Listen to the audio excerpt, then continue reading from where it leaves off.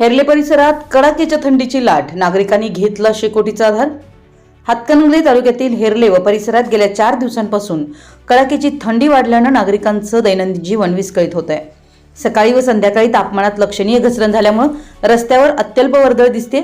थंडीचा तडाखा जाणवत असल्याने नागरिकांनी ऊब मिळवण्यासाठी घरांच्या बाहेर, चावडी परिसरात, चौकात आणि छोट्या वस्ती भागात शेकोट्यांचा आधार घेतलाय।